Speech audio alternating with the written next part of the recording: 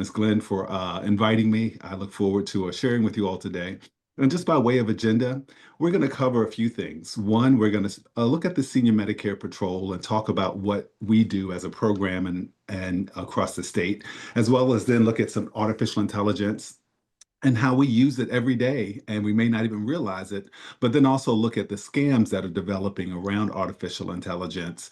And then we'll talk about ways for preventing and detecting some of the scams that are going on. And so, with that said, just want to start with talking about the Senior Medicare Patrol, the SMP, as we call it. This whole mission is to empower seniors, their family members, as well as caregivers, and empower them to prevent, detect, and report healthcare errors, healthcare fraud, and healthcare abuse. And we do that through outreach, we do that through education, and we do that through one-on-one counseling.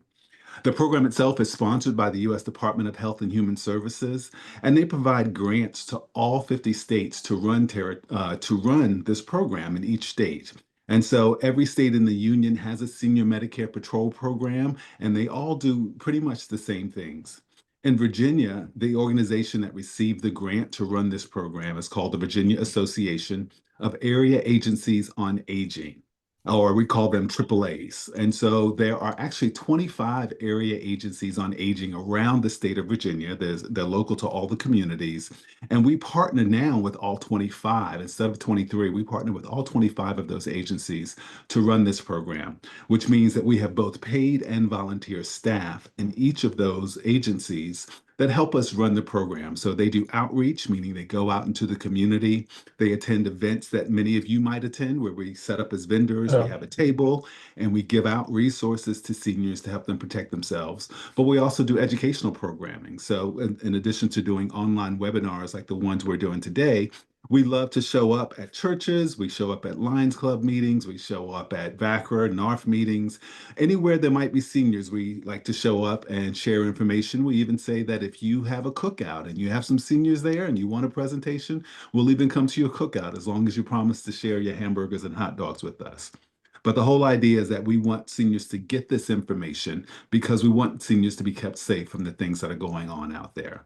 And so, with that, we also have a 1-800 fraud hotline where seniors can call and get free assistance if they feel like they're a victim of a healthcare scam.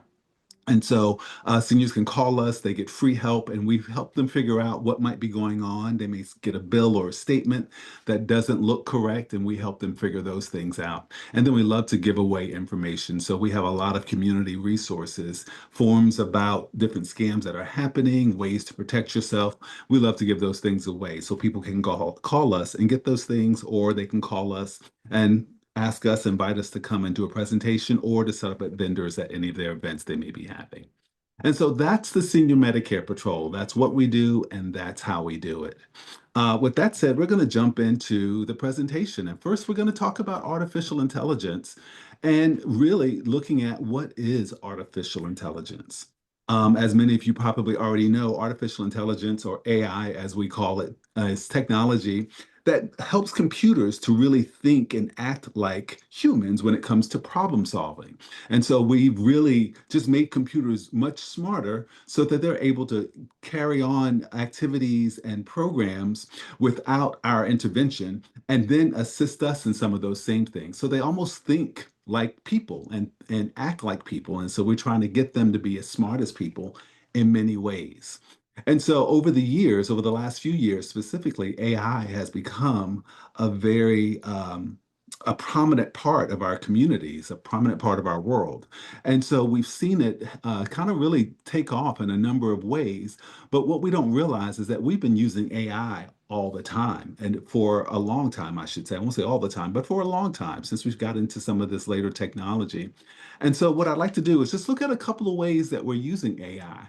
A lot of people are hearing AI today and are getting frightened by it, which, there's some things that are kind of scary about it.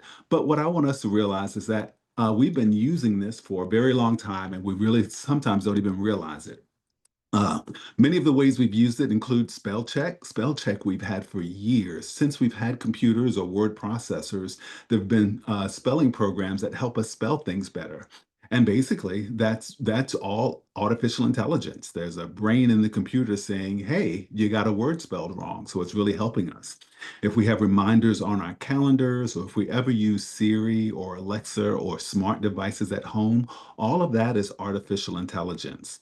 That little microphone on our text, where we can talk into our phones and it writes out what we say. Again, that's artificial intelligence. That's almost like having an assistant or a secretary or a dictator inside your telephone where you're telling it what to say and it's writing it out for you.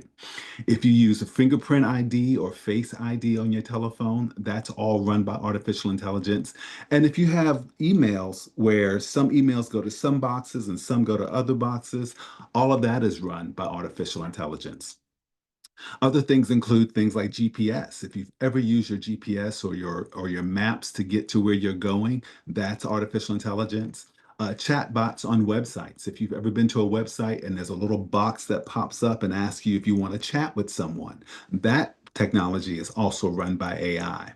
They actually have technology now where you can speak into your phone in English and then it translates to someone you're talking to in the language in which they speak. So you can speak to your phone in English and then it will repeat what you said to the person in Spanish if you're talking to someone who speaks Spanish. And that way you can have a conversation. But that type of technology is run with AI. There's a lot of talk about autonomous vehicles. That's all AI technology. If you've ever gotten a notice that there may be some fraud on your account, whether it's a bank account or a credit card account, all of that is AI. And then finally, if you ever use social media or Amazon, where you have a scrolling feed, the feed that you get is very unique to you and not like anyone else's feed. And that's created by AI algorithms that create content and pushes content to you specifically that is not necessarily pushing to other people. And so all of that's to say is that we've been using AI for years, and it's not something that we should necessarily fear. It is super, super helpful when we have these technologies that kind of help us get through our day, manage projects, and manage activities. And so it's not something we should be afraid of. However, we know that it's easy for people to take things, especially technology in this world that we use for good, and use it for evil. And so, what we're going to do is look at some ways in which scammers are using artificial intelligence um, so that we get a better picture of what artificial intelligence is and we have a clearer picture on how we can protect ourselves. And so, the goal of this is to introduce you to some of the technologies that artificial intelligence is using or that's using artificial intelligence for us to imagine ways that scammers might be using that as well and then to use that information to figure out ways to protect ourselves. So, three types of ways that scammers are using artificial intelligence we're going to look at today. One is phone imposter scams. Voice cloning scams is going to be the second way. And then we're going to look at deep fake video scams. So, starting with imposter phone scams, basically, these are scams where scammers are calling people and they're using artificial intelligence technology to mimic conversations that you might have with a live person. So basically, they're using computers to impersonate businesses, maybe government agencies, or maybe other individuals to either steal information from you or steal money from you. And so what we're going to do is we're going to look at a video here that is basically a conversation between an individual on a telephone with an AI computer, although he doesn't realize he's talking to an AI computer. And so, as you watch this video, what you're going to see is going to be some captions both at the top and at the bottom of the screen. The captions at the top are for the actual person, and the captions at the bottom are from the actual artificial intelligence or the computer. And so I want you to listen to this and be able and tell me or think about whether or not you'd be able to tell whether this was artificial intelligence if they had called you. But also, think about this. This particular video is not a scam, but I want you to think about what happens when this type of technology gets into the wrong hands. So I want you guys to listen carefully. I'm not interested, man. Yeah, no worries. I hate calls out of the blue too. But I'm actually from Apple, and I saw you were checking out Vision Pro and were about to pre-order but left the page. Dude, I was curious, what right had now. you looking into potential? Okay, I can respect that. Can I just ask one question before you go? Fine, shoot. What's up? Why did you, why did you decide not to pre-order the Vision Pros? I saw you changed your mind last minute. Because they are crazy expensive. I'm gonna get the Meta Quest instead. I get it. But you saw what happened to Threads, right? Do you think the Meta Quest will end up being a better product than the Vision Pros? Or is it just the price? I mean, it's mainly about price. I'm sure the Vision Pros are gonna be better, but I'm not spending $3,000 on a pair of goggles, my man. I feel that for sure. Definitely want you to make the best decision for you. But can I offer a different perspective? I guess so. What's up? Okay, so something that not a lot of people are aware of. If you take the route of using financing, Vision Pros only come out to a few $100s a month. So although $3,000 sounds like a lot, we can break it up to be more affordable for you. Does that by chance sound more palatable? Interesting. How would that work? Yeah, totally. Happy to give you context. Basically, you just fill out your details real fast and can see if you get approved. And if you are approved, it's much more affordable for you. Okay. So what do we got to do for that? Awesome. Okay, I'll send it over now. Let me know when you receive it. Okay, I just got a text. That was quick. Okay, sweet. Just fill that form out. Like I said, it takes 45 seconds. And once you are done, you'll have your name down for a pre-order of the Vision Pros. Can I help you with anything else? No, that's awesome. I appreciate it, actually. Okay. So that, like I said, at the top, you could hear the voice of an individual who had received the phone call. And that other voice is a computer talking to that individual and using some really important selling skills to get that individual to participate in the program that they have.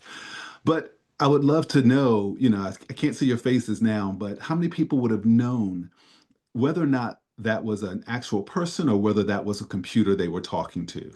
Now, this particular technology is being utilized by sales forces. This technology company says that they can, with the push of a button, unleash 100,000 salespeople at one time making phone calls because they're calling from computers. They're not actually using real people. And these computers, this AI technology, has the ability to carry on a conversation from anywhere between 5 minutes and 40 minutes, meaning that that computer is listening to your responses and then is responding in real time with answers that make sense to what you might be saying and what they're asking you. And so, with this type of technology, just think if it got into the wrong hands, you could be talking to a computer that could be trying to convince you to share information that you should not be sharing or pay for things that you should not be paying for. And so, we want to make sure that seniors are aware of this and give them our tips for dealing with this type of thing. So, one thing we always tell seniors to do is to ignore unsolicited phone calls. Unsolicited phone calls are phone calls that you get where just the number pops up on your caller ID. You don't recognize the number, you're not expecting the call, and you don't know who it is. We say let all of those calls go to voicemail. When you let them go to voicemail, you can listen to the voicemail afterwards and decide whether or not you want to call that person back. Most people are concerned about letting phones ring and go to voicemail because they're afraid they're going to miss the call, something that's important. But typically, important calls always leave a message. If it's your doctor's office, they leave a message. If it's your pharmacy, they leave a message. Typically, if it's important, they will leave a message and you can call them back. But if it's a scammer, let them go to voicemail as well. Now, a lot of seniors will say, Shawn, I don't mind answering the phone. I know that it's a scammer. It's okay. I get on the phone and I love to harass the scammers. I blow a whistle in their ear or, they ask me crazy questions and I give them crazy answers. But here's the problem that we have with that. These scammers are stealing your information from many, many places. Sometimes they're stealing them directly from merchants or providers, maybe even doctors' offices. Sometimes they're stealing them from the data breaches that we hear about happening. We know that there are data breaches that happen constantly, and we get those letters. And then sometimes they're buying your information. If you've ever been on a website that talks about their privacy policy, Most of us don't read those policies, but what some of those policies will tell us is that they sell our information to vendors, they sell it to marketeers, they sell it to their partners or affiliates, and sometimes they sell it to data brokers. Well, anybody can buy data from a data broker. And so, as a scammer, I may buy your data from a data broker or I may steal it from somewhere. But the first thing I'm going to do if I get 100 or 1,000 or a million phone numbers is I'm going to start making phone calls because I'm going to want to figure out which of these numbers are legitimate and who can I scam. I can only scam the people that pick up the phone. And so when I start making phone calls and someone answers the phone, I put a star next to their name as a scammer and I call them back because I know that, hey, this is a legitimate number and someone here answers the phone, which means that there's someone here I can scam. So I'm going to put a star next to that name and I'm going to call that number over and over and over again. And I know that maybe one day I may not scam them, but one day I might. I might catch them off guard because they answer the phone over again. And I'm going to keep calling until they stop answering. But if you stop answering that call, a scammer is not going to spend a lot of time trying to get you. They're going to realize that no one here answers the phone, so I'm going to stop calling that number. So every time you pick up the phone, you are telling a scammer that someone lives here and someone picks up.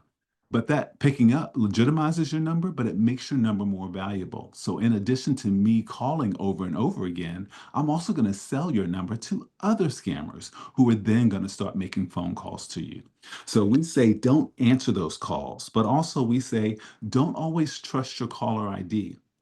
Scammers have a technology that's called spoofing, where they make the numbers that are calling you look like any number they want it to. And so it may have the same area code as you. It may even have the same first three-digit exchange that you have, making you think that it's someone you know or someone familiar or someone that's close by trying to trick you to get you to pick up the telephone. And so that technology, they can make it look like any phone number they want. Sometimes they make it look like actual businesses. It'll say a hospital name or may say a doctor's office name. But they got so good that back in 2021, they actually spoofed the Social Security Administration. People would look at their phone. There was an 800 number that showed up, and under that number, it said Social Security Administration. So people were picking up the phone and giving out information, of course, that they should not be giving out. And for that reason, we remind seniors that government agencies do not give you unsolicited calls. IRS is not going to be calling you, Social Security Administration is not going to be calling you, and Medicare is not going to be calling you. So if you get calls from anyone, they say they're from any of those places, you can hang up the phone because more than likely you're going to be dealing with a scammer. And so government agencies don't call, and that's going to be really important. The other thing that we say is if you have to pay for something, pay only by legitimate methods. And what I mean by that is typically when we have to pay for something, we pay by cash, we pay by check, we pay by credit card, or we pay by debit card. What scammers will ask us to do is they'll ask us to pay for things by other means. They'll ask for wire transfers, they'll ask for money orders, they'll ask for Bitcoin or cryptocurrency, or they'll ask for gift cards. We've had seniors give away thousands and thousands of dollars on gift cards. And the reason that scammers ask for those methods of transfer of money is because they realize that when you send money out by those crazy methods, it's harder to trace that money, which means it makes it impossible to get that money back, which means that it's easy for them to get away with the money. So if anyone's asking you to pay for things by one of the crazy methods, wire transfer, money order, Bitcoin or cryptocurrency or gift card, then some red flags should go off and you should be asking a whole lot of questions. And then finally, we ask seniors to avoid answering questions or providing any type of information when they get on the phone with people they don't know. If you don't know who it is, you don't want to verify or answer any questions. A lot of times, as I said earlier, scammers are stealing information. And so they call. And when they call, they already have a good bit of information about you. And what they do is they use that information to make you think that they're legitimate. And then they start to ask you questions to get you to fill in the blanks about the information they don't have. And so the way that looks could be something like this. You get a phone call and they say, "Hi, is this Mrs. Jones?" And Mrs. Jones says, "Yes, it is." They say, "Mrs. Jones, I'm with so and so. Can you verify your address? Do you still live at blah, blah, blah?" And Mrs. Jones says, yes, I do. They say, is your email address still blah, blah, blah? They said, yes, I do. And then they start to ask her questions about information they don't have. So they might say, can you verify your birthday for me? And Mrs. Jones ends up giving them her birth date. So now the scammer has your phone number, has your address, has your name, has your email address, and has your birth date. They may ask other questions, and every time you give them more information, the easier it is for them to scam you because they have more information about you. And so, again, we say if you don't know who you're talking to, do not verify or answer any of their questions when we get on the phone. And then finally, we all know that nothing is free. So if people want to offer you something and they say that it's a quote unquote free offer, red flags should go off. Usually there's something you have to give up to get something free. And sometimes it's just information. But again, remember, when you give people your information, it gives them the ability and the power to learn more about you and then use that information against you. So even if, well, no matter what they say is free, if they're asking for information, you're not sure who it is, you always want to be careful. So those are ways that we prevent some of the uh, imposter phone scams. Some other things that we want to be careful about is what kind of information we post online, whether it's on social media or whether it's on other sites, putting our addresses or our personal locations. That could be dangerous.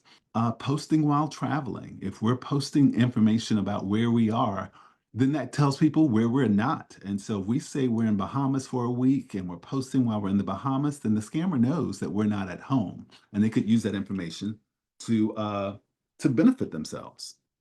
And then finally, some of the games we play on social media are really designed to make you give out information that you should not give out. There used to be a game going around on Facebook where they ask you things like, "What was your first dog's name, or maybe your car? What kind of car did you have?" Or what's your zodiac sign or your favorite sports team? And so answering those questions, those are actually questions that people were asking you on your security questions when you were setting up a password. And so you start giving out that information. Scammers are then using that as your security passwords and trying to break into your accounts. So we always want to be careful about what we're doing on social media. So those are ways that we talk and prevent the government imposter scam. I mean, the imposter phone scams. What we're going to look at next are what we call voice cloning scams. And these are scams where people are able to steal your voice and then create sentences or create you saying things that you may not have actually said. And so basically they're using technology to record your voice and then make you say things that you've never said using that technology. And so we're going to watch a video where this actually happens. Cybersecurity expert Pete Nicoletti created my voice from old news reports online. What you're about to hear is something I never said. Hey, this is Carter. I need your credit card number right now. I mean, that really sounded like me. It is you. It's cloned you. It's AI Carter. To test it out, we called my mother. Hey, I'm about to do an interview, but I have a quick question. I need you to text me your driver's license number as soon as you can. She fell for the fake voice. I feel bad. I feel terrible about it. Scammed my mom. Did you just get a call from me? Asking for my driver's license number? Yes. That was an AI-generated voice. Oh, God, Carter, that's scary. Is this the real you now? This is the real me now. We live in a post-real society. You can't. So just to recap, this individual is a news broadcaster, and there's a lot of videos of him online with him talking. And so this particular individual, who's an expert in the field, used the videos online to record his voice and then use the computer to create him saying things that he never said, to the point where he was able to fool his own mother. So this is technology that's actually been out for a while, and technology that's been used in a number of scams. And one of the ways they use this is with the grandparent scam. And this is, of course, a scam where people are trying to fool grandparents into giving up information or money. And the way this works is someone will record a grandchild's voice, and then they'll use that voice, much like we saw on the last video, where they will call a grandparent and say, "Hey, grandma, I'm in trouble," or "Hey, granddad, I'm in trouble."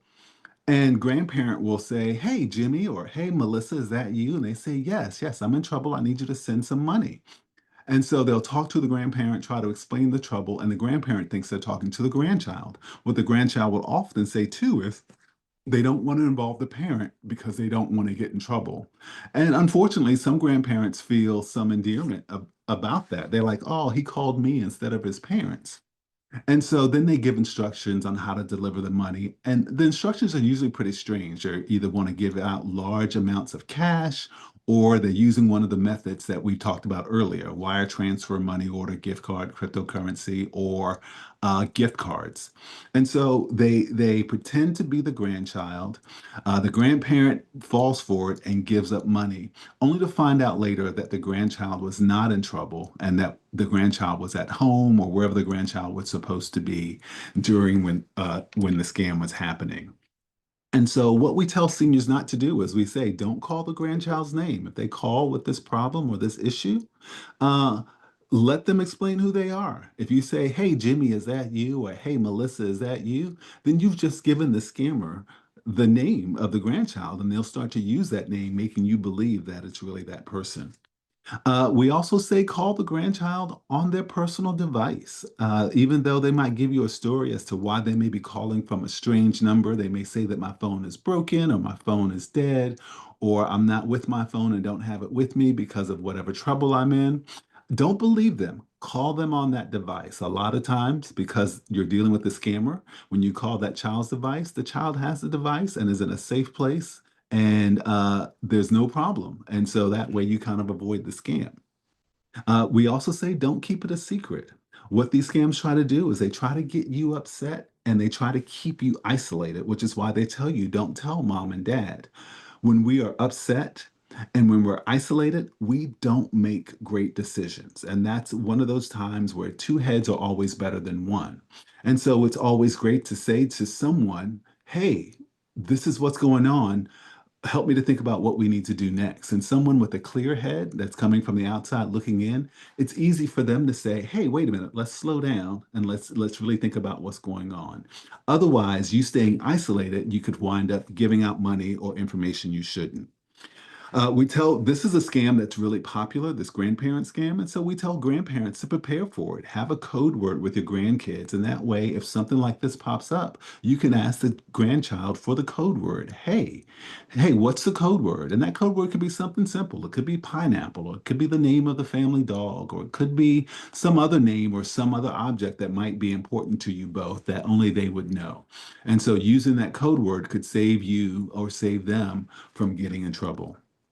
And then finally, again, you only want to pay for things by legitimate means. So if they're asking you to do something that you normally wouldn't do with money, then that should be a red flag for you to get someone else involved and hopefully rectify the issue. Some other things that we want to be careful about is one, posting or tagging our kids or grandkids' names on social media. Social media is really opening up yourself to the world. And when people see who your people are, who you're connected to, who your family is, then they can often use that against you. They know that your grandchild's name and where your grandchildren are. And if they're in remote places where you can't reach them, that's prime time for them to reach out to you and pretend to be them and hope and unfortunately try to steal money from you. We have to watch out what we're posting where we're posting videos using our voice. They can also do this grandparent scam in reverse, meaning they could imitate your voice as the grandparent that could be in trouble and call the child or the grandchild. And so we got to be careful where we're putting our information. Also, putting out information on our outgoing voicemail messages. Our voices are located there as well. And so we've got to be careful who has access to that and what kind of information we're putting out on that outgoing voicemail. It's also the reason why we say don't even answer the telephone. Answering the phone and saying hello and engaging in a conversation with the scammer gives them the ability to record your voice during that conversation. And so just by picking up the phone when it's an unsolicited call, could be putting yourself in danger or at risk of being scammed. So we say don't even answer those phones. Engaging with those callers could be detrimental for you as well. So those are the voice cloning scams. The next type of scam we're going to look at is what we call deep fake video scams. And much like the voice cloning scam, this is the scam where they can look at pictures and videos of you and then use AI technology to recreate new pictures and new videos of you of opportunities or times or dates that never really happened. And so basically, they're taking your image and creating a video from your image to say and do things that you never said or have never done. They use this in things like romance scams, and they've also been a string of celebrity impersonation scams where they've used a celebrity's voice and likeness to try to convince people to buy things because you trust that celebrity. So we're going to watch a video next where it shows a demonstration of a live video right next to an AI version of a video. And I will start by saying that this is a couple of years old, and Anderson Cooper's in this video. He's going to tell you, you know, he's going to acknowledge that the video is not perfect, the AI video is not perfect, but how it just needs more time for it to be better. Second youngest son. He's suggesting it came out of nowhere. What we subsequently learned is it may have come from the former president or his legal team acting in bad faith. This is a deepfake example of what is possible with powerful computer and editing. It took around 72 hours to create this example from scratch using extremely powerful GPU. It could be improved with more computing time, but 90% of people cannot tell the difference. So as you can see in that video, one was real and one was created by a computer. And the one that on the right that was created by the computer, it wasn't perfect, and you could probably tell by looking at it if you watched it for a while that it wasn't a real person talking or there was something strange about it. But to his point, a little bit more time on that particular work, and that could have been made a lot better. And we're going to see some of how that's advanced over the last couple of years. But again, this is technology that scammers can have access to and currently have access to, where they're scamming people out of resources as well as information. And so they use this type of video to lure people sometimes into illicit businesses through romance scams or maybe through investment scams. But again, they're trying to steal information and steal resources. And romance scams, meaning a scam where someone's pretending to be a love interest just for the sake of getting money or getting information, is one of the ways that they use this particular type of video scams. And so what we tell folks about romance scams now, I'm going to talk about romance scams, but whenever I talk about romance scams, especially the seniors often kind of chuckle and giggle because they think, oh, this doesn't affect me. I'm not, on those sites or anything. But sometimes these romance scams don't look like what we see on television. Sometimes, and we've all had friends who've had boyfriends or girlfriends that we all looked at a little shady, like we weren't really sure about them. And maybe your friend started giving them money or deferring to them in ways that they probably should not have. And that's an everyday romance scam. Um, Seniors aged 60 years and above lose, and these are the seniors that reported losing, have reported losing $1.2 billion with a B to romance scams in 2024. And those are just the seniors that reported it. Think about how many people lose money to romance scams that don't report it. And so I don't want us to think that this is far removed from us because, again, people that we know are dating people that may not be 100% the best person for them, and they may be after money. And we may see it, but they may not see it. And that's where these scams take place. And so sometimes they meet online or on a dating app, and the person in the scam pretends to live or work across country or somewhere abroad where they can't connect with them on a regular basis. And so they start to develop this relationship through this app or through texting, or maybe even sometimes through video calls. But they have all of these excuses for not being able to do video calls or maybe not being able to meet them in person. And so that those excuses may be because of where I am, I don't have great Wi-Fi, or I'm not allowed to have video at my location because I'm in the foreign service or I'm in the service and I'm in a secret location. But they have all these excuses. But as they start to develop this relationship, because they're scammers, they pretend to have a lot in common with you right away. And so if your spouse died, their spouse died also. If you're having trouble with your bills, they're having trouble with their bills also. Whatever it is, they're trying to connect with you in a very deep, meaningful way so that you stay in the relationship. And then they fall in love really quickly. So they kind of trap you in this relationship. Now, a lot of the people that fall for these scams are lonely people.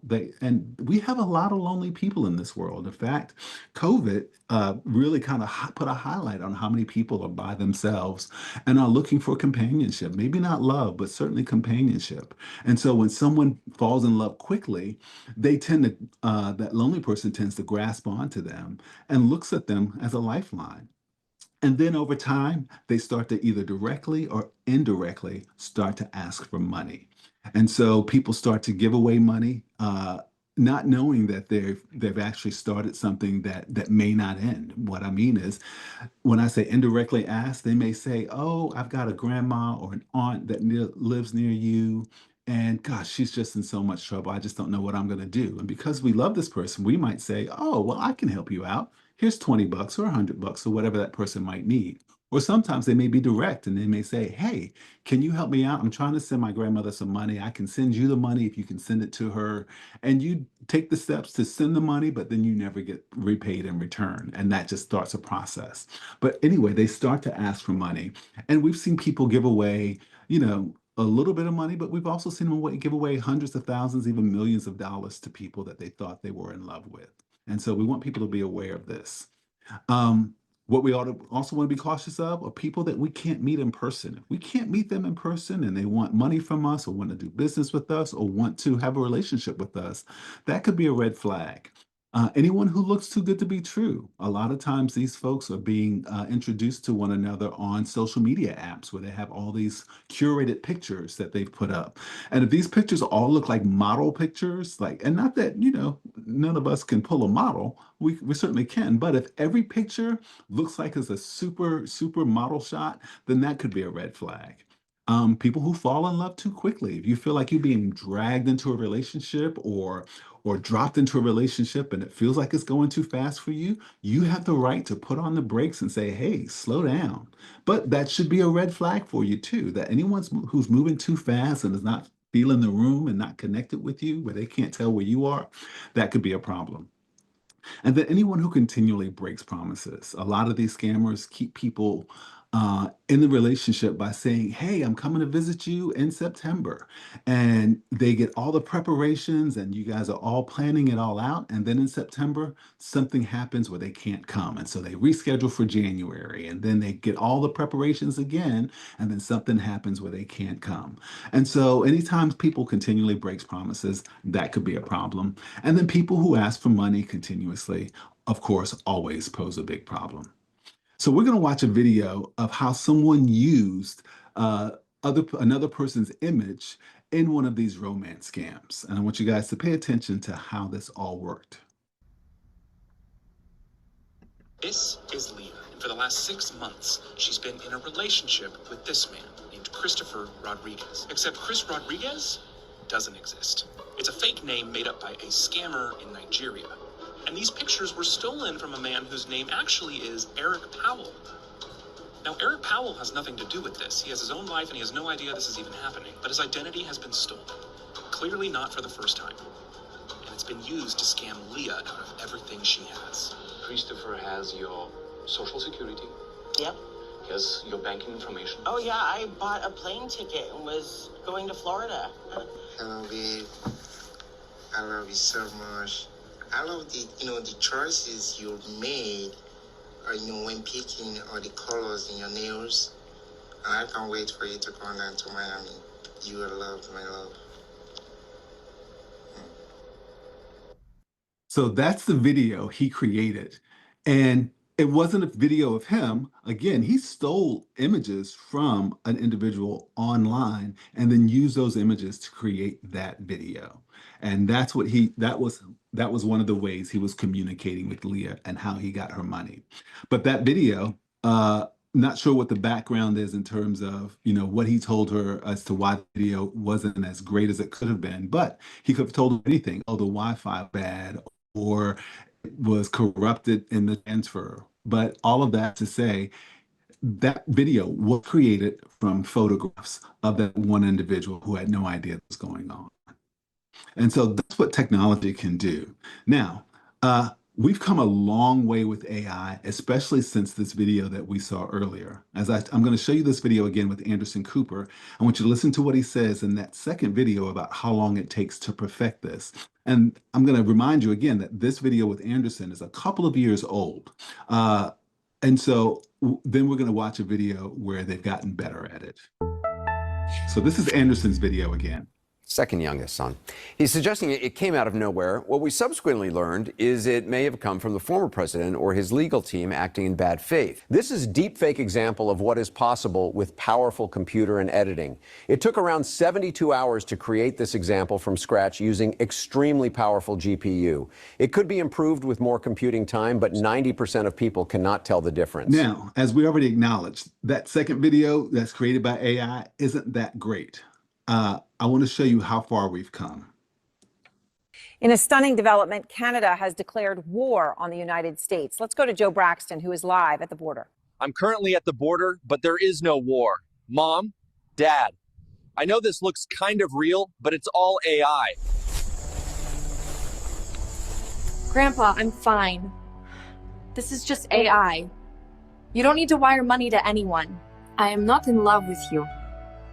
And I do not need your money for a plane ticket. I am AI. This fake moon landing footage isn't classified. It's AI. You're probably wondering how I got rich with crypto. The truth is, I didn't get rich off crypto. I don't even exist. You might be able to tell this is fake now, but it's gonna keep getting better. We're all AI. There could be aliens, but I'm not one of them. I'm AI. An herbal supplement did not cure my cancer. I'm not even real.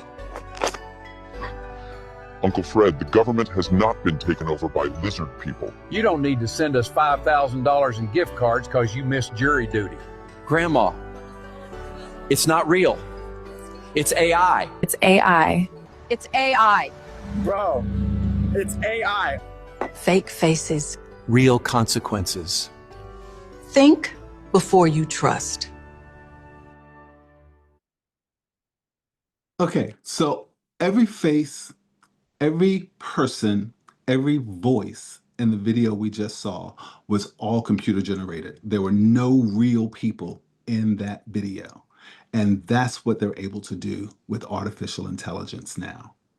And so we have to be really careful about the things that we're seeing, the things that we're paying attention to, and we have to ask questions in ways that we haven't asked before. I know that they use some of this AI technology to scam people, but also just to generally trick people. They're already using AI to make short videos that they put on TikTok or Instagram now just to infuriate people. And so we have to be careful with the things that we see that make us angry rather than getting all upset about it. We have to do some research first to make sure that what we're looking at is legitimate. I know we all have a list of politicians that we love and a list that we hate. And when they put up videos about the people we love that are bad, we want to research that. But also when they put up videos about the people we hate that are bad, we want to research that and not share that until we know that it's legitimate. But we can't trust what we see anymore, especially when it comes up on media. And we have to be careful and we have to watch. And with that said, I'm going to go ahead and stop sharing my screen. And I'm going to open up for questions if we have time for that.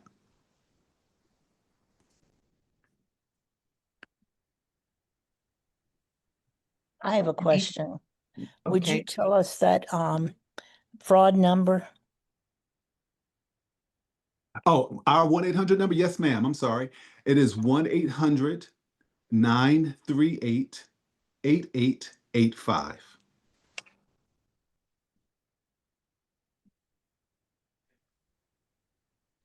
Thank you. All right. Other questions, please raise your hand and I can get to you. And hopefully that was helpful. Charlie, unmute yourself, Charlie. Charlie, you're muted. Brenda, poke him. Okay. There you go. Can you hear? Yeah. Yes, sir. What can you do or we do to catch some of the scammers? What's on the good side? That's a great question. I appreciate you asking that. So, the big thing is trying to prevent it or preventing ourselves from being scammed. So, not answering the phone, things like that. But whenever you have an opportunity to report a scam, you want to report it. So, for example, if you ever get some of those text messages on your phone that you realize are scams, when you delete those, it gives you the option to report, or it gives you the option to delete and report. You should always delete and report. And the reason you want to do that is because when you report those things, it goes to someone who gets it to law enforcement. Specifically on your phone, when those options come up, when you hit report and delete, your carrier gets that message and they start collecting those. And what they're able to do is when you think about how you're getting that text message, there's not one person sitting down and sending you a text message.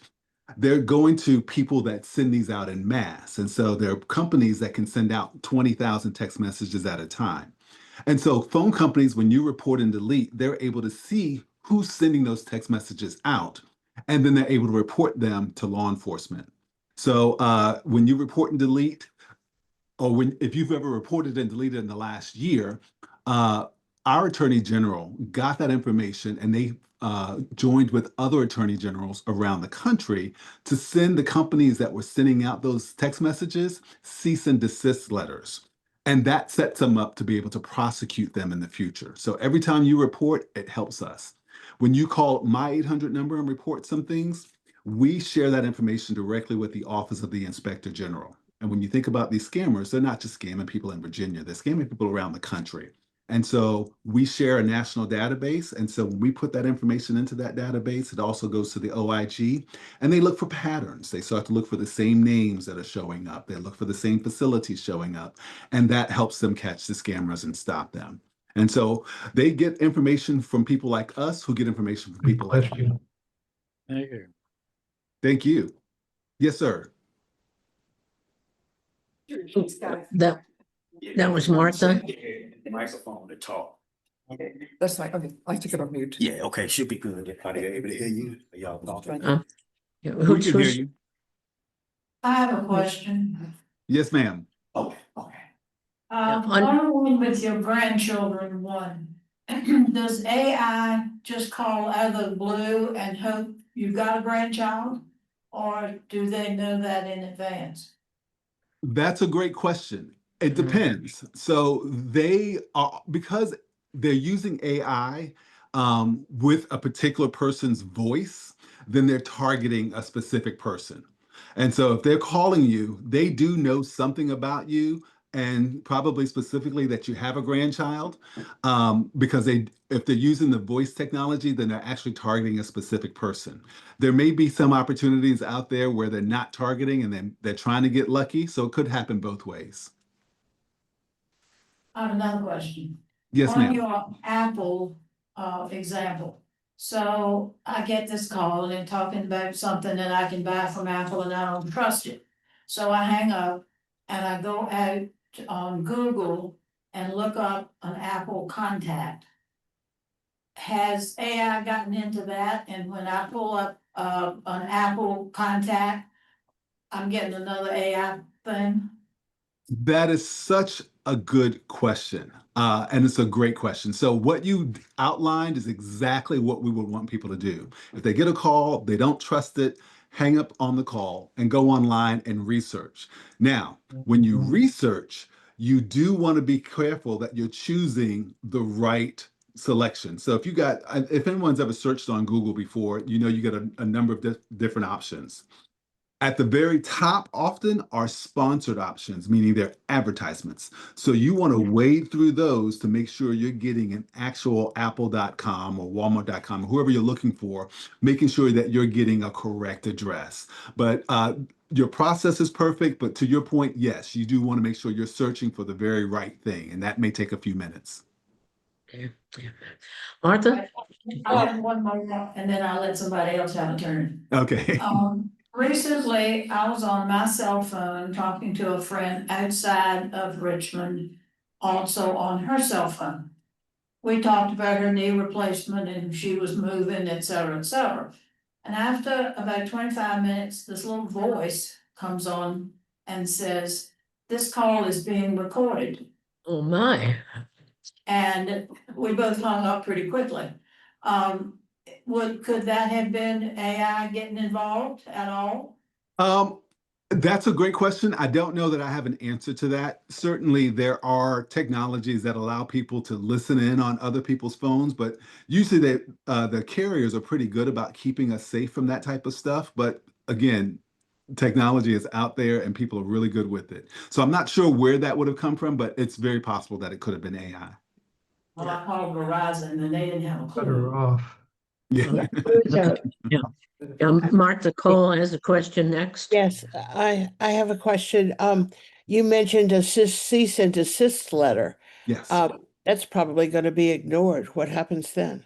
So great. That's part of a process that the attorney generals use to set up a prosecution.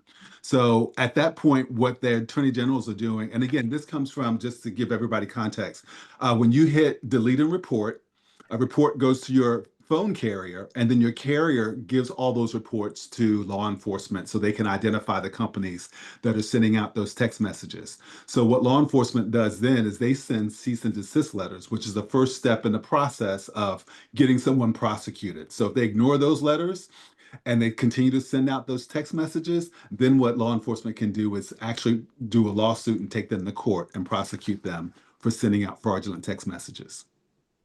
Is that done very often? Actually, I think this is all kind of new as part of technology. So our attorney general entered into this agreement with, I think, about 12 other attorney generals around the country to do this cease and desist. And the report that I got on that was earlier this year. So it's around April.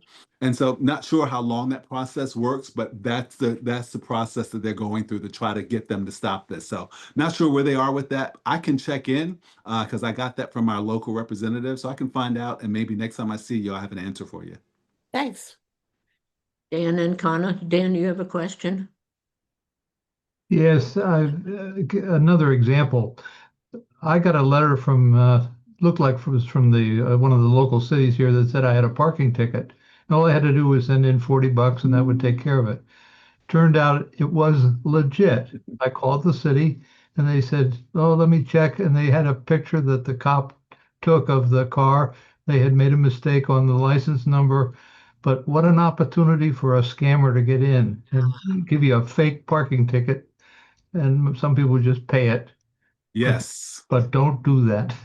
Good for you. I mean, that's so excellent that you called and checked on it first. That is actually one of the ways that scammers are actually utilizing AI as well, is that they are making fake tickets, but also we recently had the FBI share with our team that one of the biggest crimes, or one of the growing crimes, are crimes for people that have recently become deceased.